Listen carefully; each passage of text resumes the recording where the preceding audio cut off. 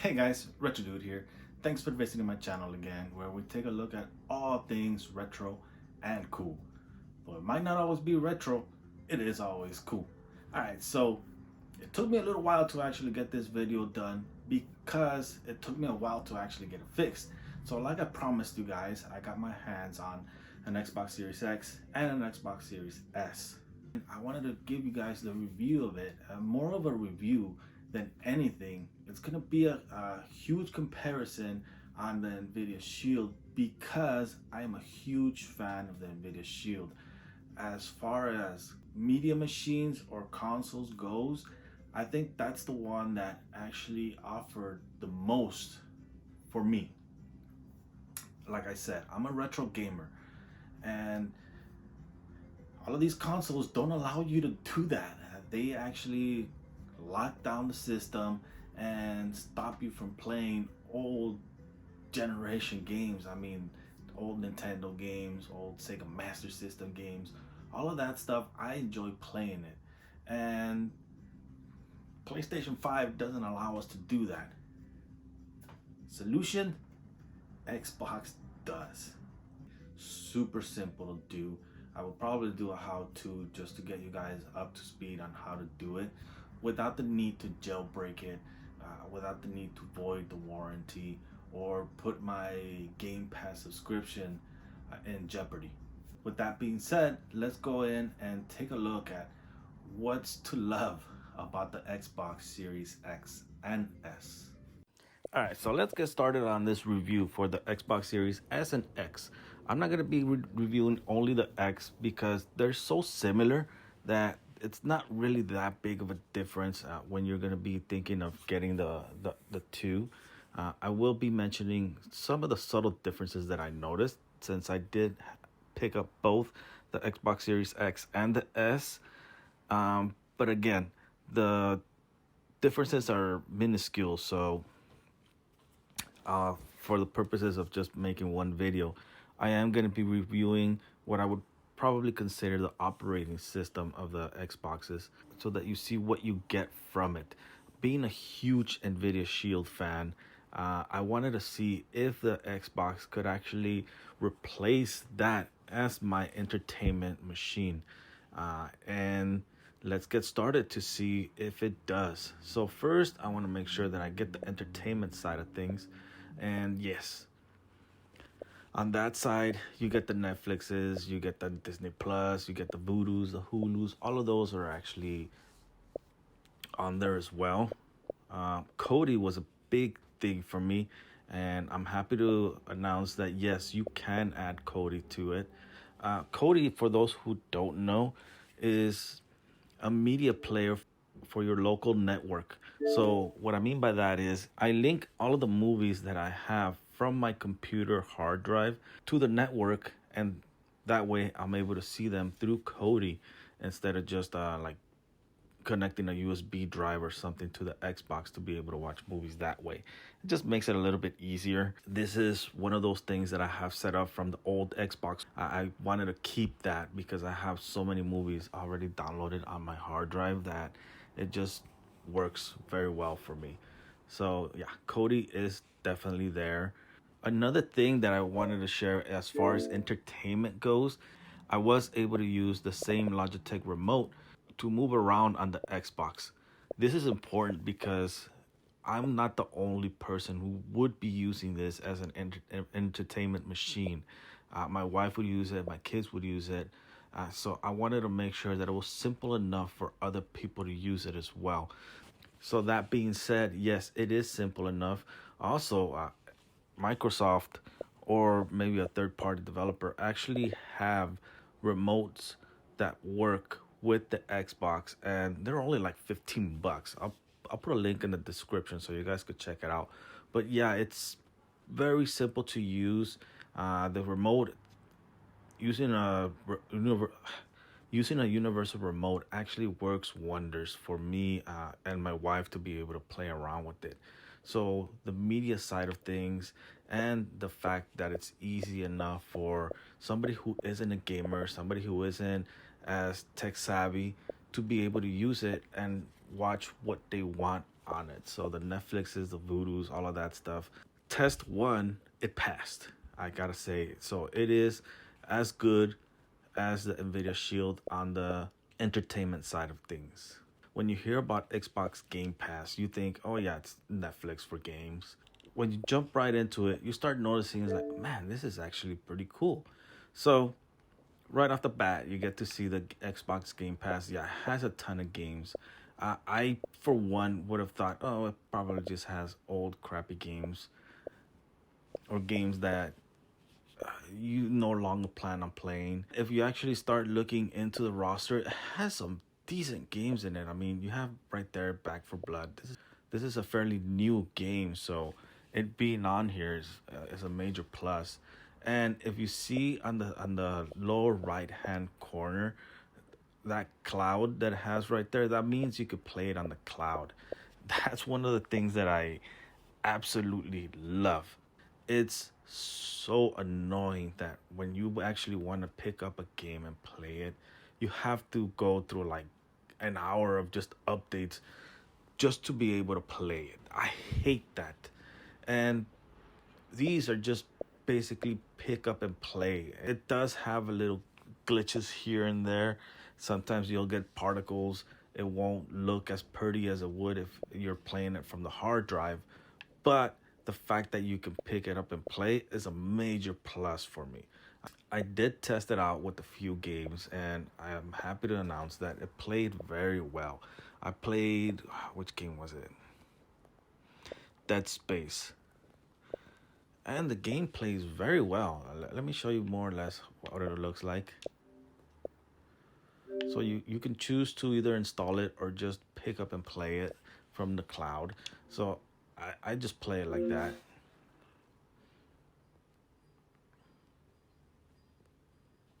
A cool part of it is that it syncs to the cloud to your game saves. So if you're playing a game, say on the Xbox Series X, and you switch out to the Xbox Series S in a different room or altogether different house, your saves go along with it.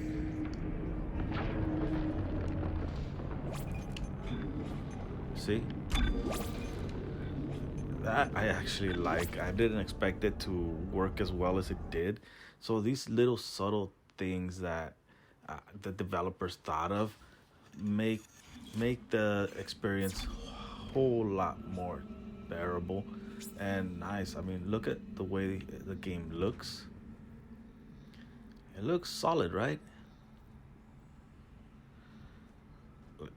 I did notice a few things like tatering off here and there, but not enough to actually deter from the gameplay itself. Just look at how many games it actually has. And they do change from time to time. Again, I'm fairly new to it, but I imagine that they would change monthly. Some get added, some get removed. I mean, you're never going to play all these games in a month anyway, so if you're dying to play a game and it shows up right here, make sure you do before it actually gets removed. The library will only get better. I mean, they bought Bethesda out, so you get all the Skyrims, you get all the Fallouts, and with the Activision deal, hopefully it goes through, you're gonna get Call of Duties as well. I mean, the roster is insane, and most of these are playable on the cloud. If it doesn't have the cloud, that means you have to download it to play it, which is a bummer. I would have loved if all of these were playable on the cloud, but hey, if you really think about it, you could just get by with just the subscription and not have to buy any games for the Xbox, which is great in my opinion. And if you have a game that you absolutely do have to play, then I mean, you could buy it, but odds are that if you wait around enough, it'll show up here. So it's only for games that you absolutely have to play within the first month that it comes out. If you're able to wait, I mean, you can wait it out and it'll probably show up right here. Microsoft actually hit the nail on the head with this subscription model. This is something completely different that I didn't expect, that I didn't really grasp when people say, "Oh, it's Netflix for games." I mean, you already saw how Dead Space plays a little bit. I mean, I didn't go through the whole gameplay of it, but Game Pass is definitely a huge plus for Microsoft consoles. I can't believe how good it plays. I didn't imagine it would play as good as it does. If you're keeping score, you have a 2 out of 2, in my opinion, for the Microsoft consoles. That's just what you're able to get from the Xbox were to just pick it up on day one and play it out. RetroArch is another uh, huge app that you're able to add to it with very little effort on your part, by the way.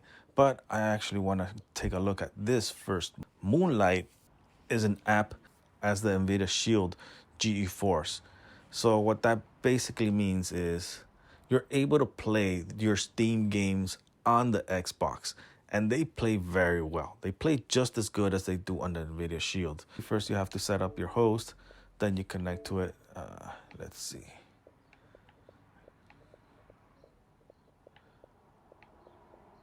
These are the games that I own on Steam. So let's see if it starts playing the Witcher 3.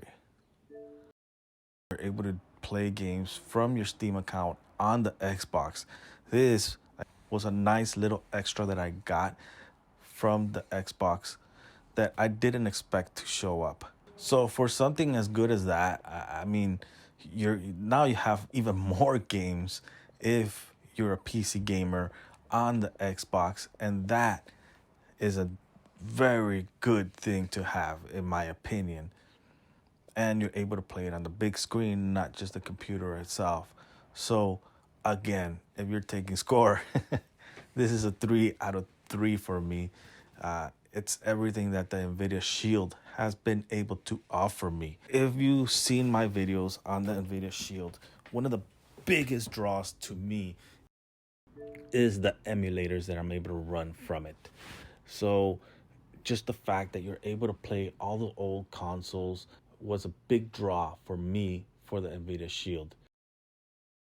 And here you have the same thing. The only thing that I could probably say that I don't like as much is the fact that it doesn't look as pretty as it does on the RetroArch, which actually took me some time to make it look pretty. Now this one you can scan it. Let's see. Let me see if I could show you more or less what I'm talking about. So, all right. So now we're here, and now you're able to look at it like that. Now all of them don't show up. So there's some that, like you see, that don't really have anything. I haven't figured out why they show up and why they don't. Maybe the ROM is named differently or something. But that's something to fix. The only thing is, I'm wondering if you can actually add videos like on the Arc browser to make this look a little bit nicer. But with that said, let's check it out and see how it plays. So right from the get-go, I mean, you got the Nintendos, you got the all the little consoles, the Nintendos, the PlayStations, and stuff like that. All of them play pretty decent. Now, what I really was curious about is how did it play the GameCube games? Why? Because the NVIDIA Shield only plays a certain amount of GameCube games, and some it can't even play at all. So one of the ones that I knew could not play well was the Metroid Prime.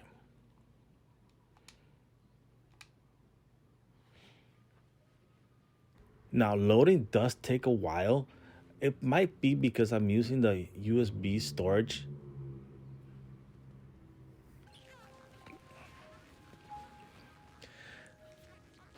I mean, internal storage is finite. I don't want to take enough space if I don't have to. So I'm fine with letting it load for a little if I'm not going to be taking up any of the valuable space that the Xbox actually has.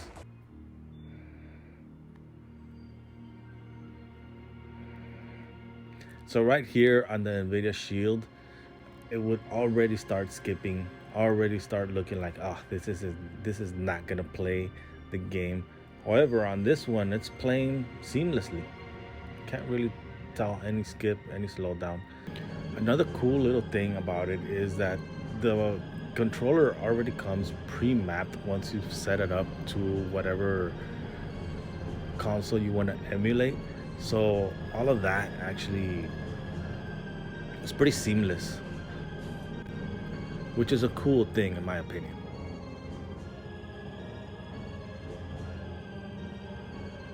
I mean, right there, you're able to see that, yeah, this game is going to be playable on the Xbox Series X and X. You noticed a little skip right there, but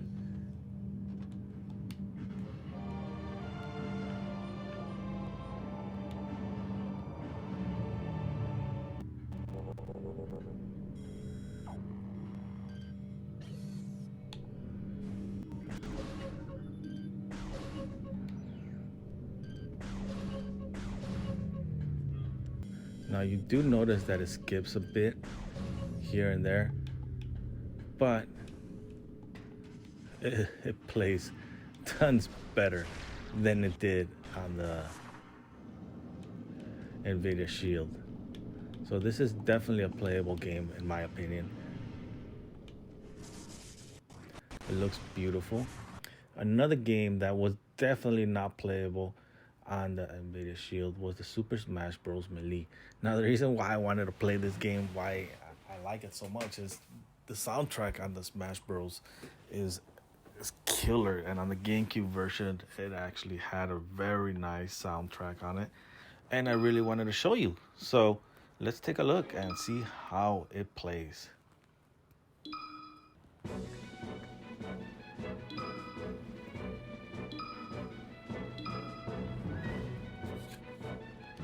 Choose your character. Link versus Donkey Kong. So now you notice the little skip right there, but that's pretty much all I've noticed from it. Again, this was not playable at all on the Nvidia Shield. Oh, I said it's so very easy, so I guess that's why it went so fast. But you're able to see that it's definitely playable on the Xbox. This is really cool.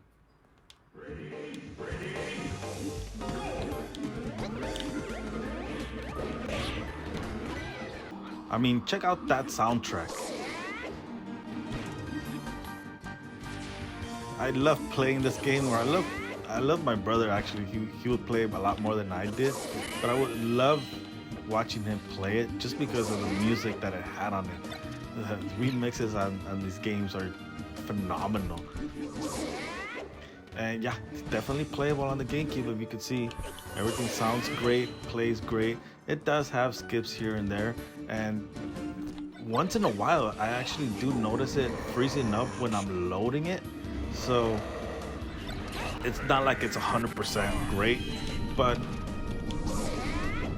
for all intents and purposes, the fact that you're able to play it and it plays as good as it does, it's great. I love it. Now, I'm not gonna play all the games. If you want me to do like what games play on the GameCube, leave it in the comment section below, and I'll be happy to do it. But for the purposes of this video, 2 games is enough for you to be able to see that it plays as very well on the GameCube. So from there, let's go on to another console that I was very happy to be able to play on the Nvidia Shield, though it did play it. It was a hit and miss pretty much. So Silent Hill 2 played great on it. You did notice a few things here and there, but God of War, I've managed to get it to play for like close to the 30 frames per second. Was playable on the Nvidia Shield, but let's see how playable it is here on the Xbox Series X. One thing to note is I had a terrible time being able to play PS2 games. I had a terrible time trying to get PS2 games to actually play on the Xbox.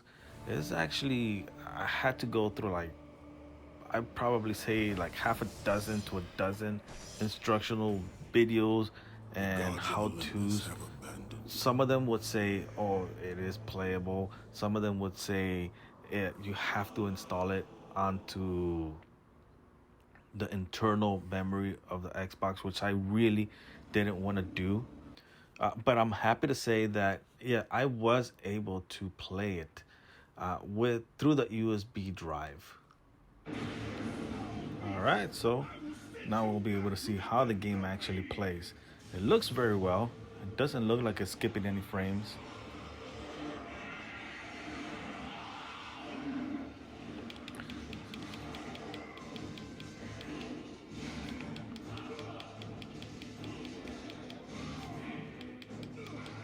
Now you could play around the settings to make it look a little bit nicer, make it play a little bit nicer. I actually played around with the settings and I think I broke it and it plays a little bit better uh, from the get-go. And I just turned everything on to see how it would play. I put the resolution as high as I could to see if it would play.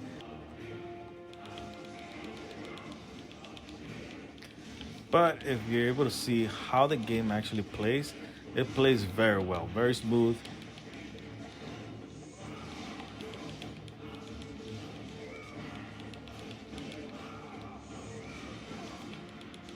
Again, I played this all the way up to the Hydra, and I mean I noticed no skips at all. Everything played great. It does play better here than it does on the Nvidia Shield.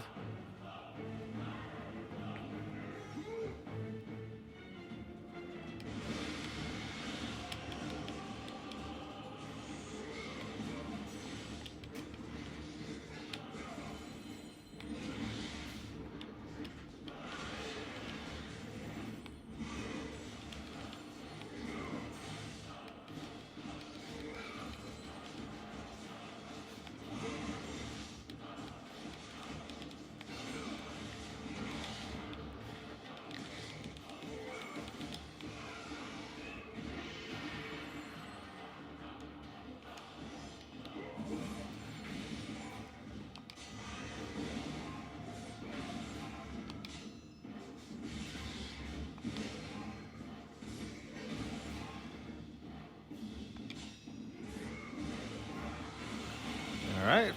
I don't want to show you the whole game, but from there you're able to see how well game God of War actually plays. So let's go ahead and exit out of that and check out another game. This was back when Konami was actually good.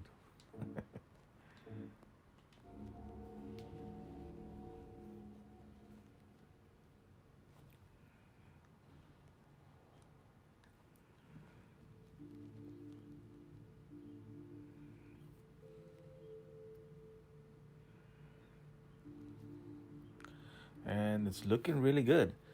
On the Nvidia Shield, those parts weren't playable, or if they were, they didn't really look that good at all.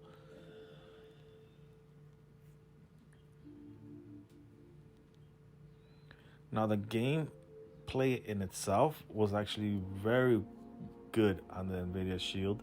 It was totally playable. I really didn't notice any slowdowns on it.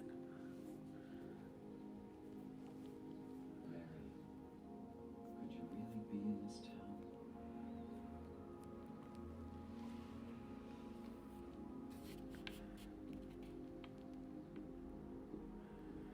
You gotta love the tank controls.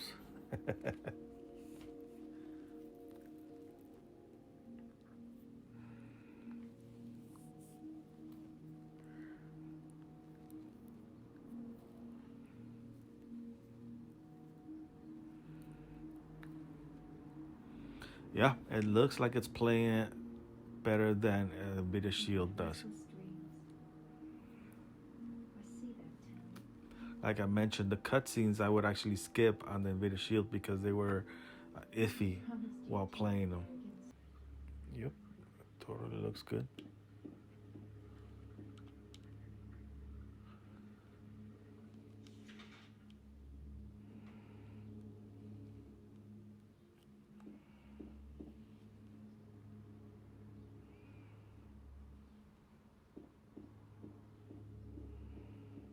It's hardly noticeable, but yeah, I do think the frame rate is actually a little bit better here on the Xbox than it was on the Nvidia Shield, on the gameplay as well. Though hardly noticeable, it does look a little bit smoother. This town, there's something wrong with it. It's kind of hard to explain, but Is it dangerous? maybe.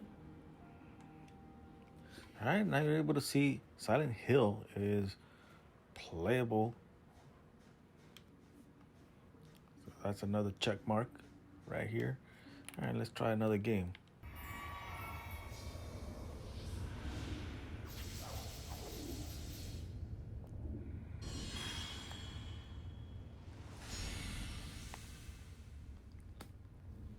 Kingdom Hearts was actually very playable on the Nvidia Shield up until the point where you would see the waterfall. So I want to get there and see how it actually plays. Say, Kyrie, what was your hometown like? Well, there you go. I told you before. You're able to see right there the waterfalls on the Nvidia Shield. It would start freezing up right here, and it's nothing. It doesn't even skip a beat. I'm happy. All right, let's see.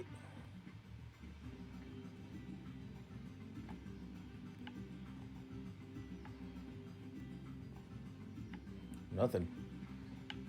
Plays perfectly. So, again, with keeping score, PS2 games seem to play flawlessly, if not way better than they do on the Nvidia Shield. With that, I'm done testing out PS2 games. If you want to see me test out more PS2 games or just do a just PS2 emulation on the Xbox video, I could definitely do that. Leave it on the comment section below. But as it stands right now, I am done testing out RetroArch on the Xbox Series X. Now, I did say that I was going to mention a little bit about the Series S. I did notice a few skips on the S, not as far as emulation, but as far as crashes. It tends to crash a little bit more than this one does on certain games.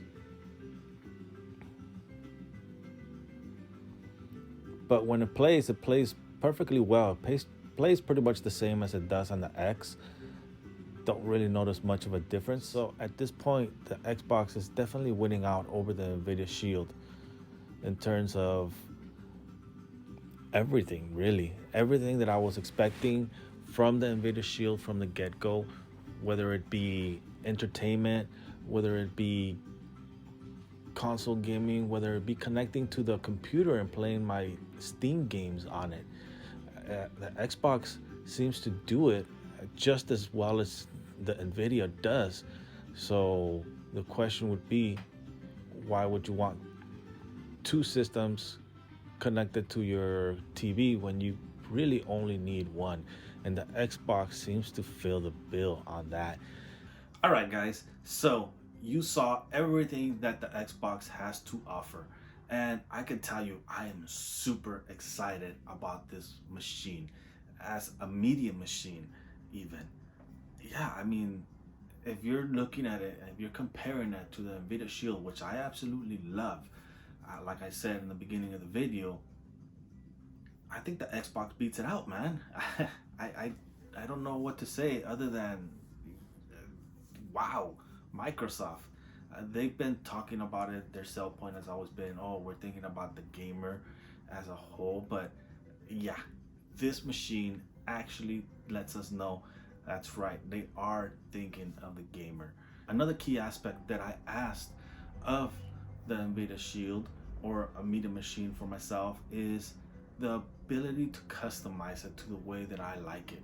Xbox has that as well. You're able to add things to groups. So for example, I could create a group that says entertainment and I'll put in Netflix, Vudu, Disney Plus, all in that one little group. Now, a couple of surprises from the Xbox that I didn't even expect was the Moonlight app. I remember reading about it about 2 or 3 years ago, and when I saw it, I'm like, oh wow, this is cool. I remember what it was. I just never really used it because I have the Nvidia Shield.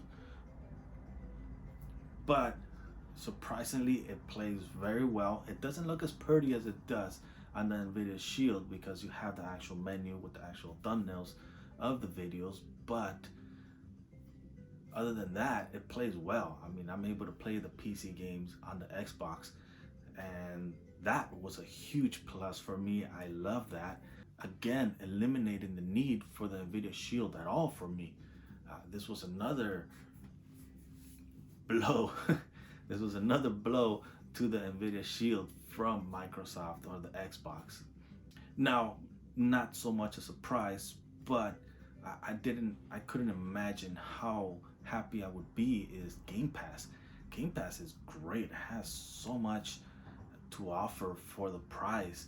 I gotta tell you, if you are thinking of buying a console, say a PlayStation over an Xbox or an Xbox over a PlayStation, this is a selling point because you can get by with just a subscription and completely ignore buying the new games. And anybody who actually owns it will be okay with that model because it has a ton of games to play. Now, it's true, it doesn't have the newer ones, the ones that you're probably going to want to play, for example, Dying Light 2 that just came out, or the Elden Ring that's about to come out. But if you're patient enough, they might actually even show up on the Game Pass. And the big one for me is retro gaming. How good is retro gaming?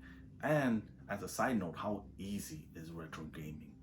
So the fact that you're able to set up the emulators from one simple app, RetroArch,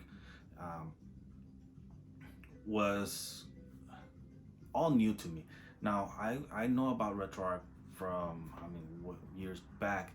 It was always sort of convoluted for me. It was kind of complicated to get it running, uh, but I'm happy to say that it was very simple to actually set it up. Like once you know how the menu works, how it looks, where things are, it's not hard at all, and it's a very competent all-in-one package.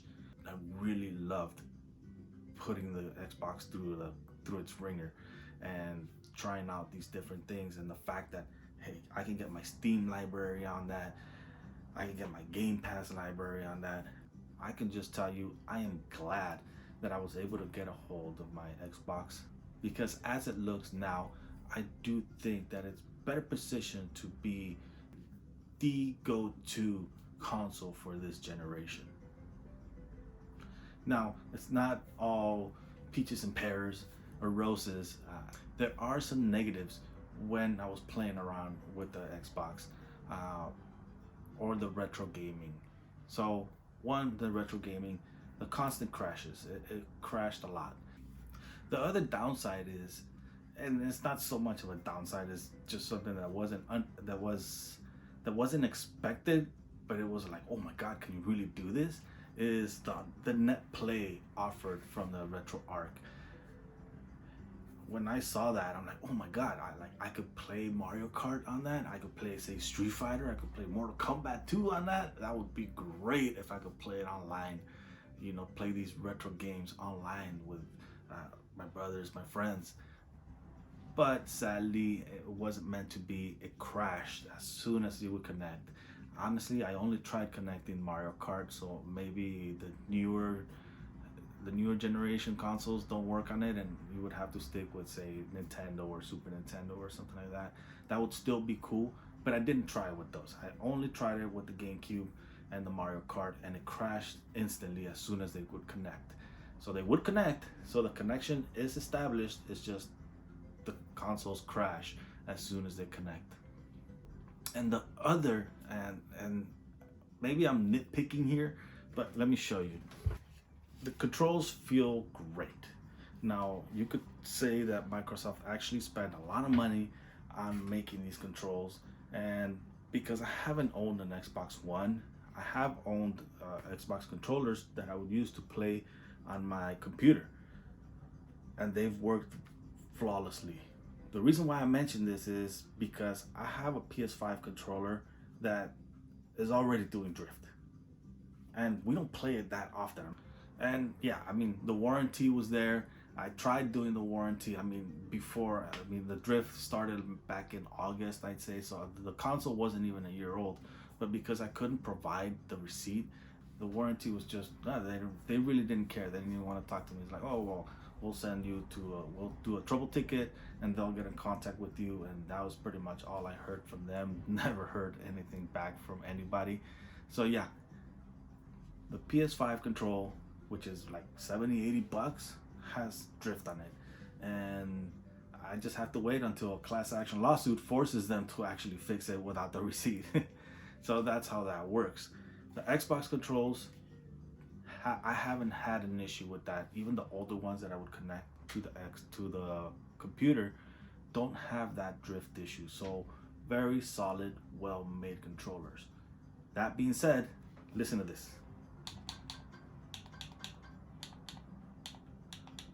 Again, it's not that I'm nitpicking, it's just that imagine somebody, you're trying to go to sleep and somebody's doing this. You're not gonna be able to fall asleep. Now, I'm married. My wife sleeps next to me. I know when she hears this, she's gonna be like, what the hell is this? So I don't like that. I really hope that Microsoft actually does something about that, because it's gonna lead to a fight. I already know. But again, I mean, if you play during the day, you won't care too much about it, and the control is solidly made. So I'm just nitpicking here, and those are the negatives, believe it or not. I mean, most of the negative comes down to just the RetroArch emulator, or the control just clanking all over the place when you're playing it. Other than that, the Xbox Series S and X encompasses everything that I loved about the Nvidia Shield. So as much as I love it, I would tell you, you know what, instead of spending those $200 or 150, I don't know how much it is nowadays, on the Nvidia Shield, towards an Xbox. And if you don't want to spend the money for the Xbox Series X, which I absolutely recommend you doing because of the hard drive and the future-proof GPU on it, then you could still spring for the Series S and get everything that I'm currently looking at right now. And you'll still be better off than you were by getting the Nvidia Shield. I don't know, what do you guys think? Leave it in the comment section below if you guys have a different opinion than I do. And it wasn't even a comparison video, this was just a review of what the Xbox could do. And I found that it does everything. I mean, it's a console, for God's sake. I didn't expect it to be a medium machine, as strong of a medium machine as it is. Well, that's it for my little rant. That's it for my review of the Xbox Series S and X. If you guys have any suggestions of videos that I should do or could do, or if you guys want me to upload videos on how to install RetroArch or Moonlight, which is super simple, by the way, it wouldn't be a long video at all, leave it in the comment section below. Other than that, don't forget to give me a thumbs up, hit me with a like, and as always, stay retro.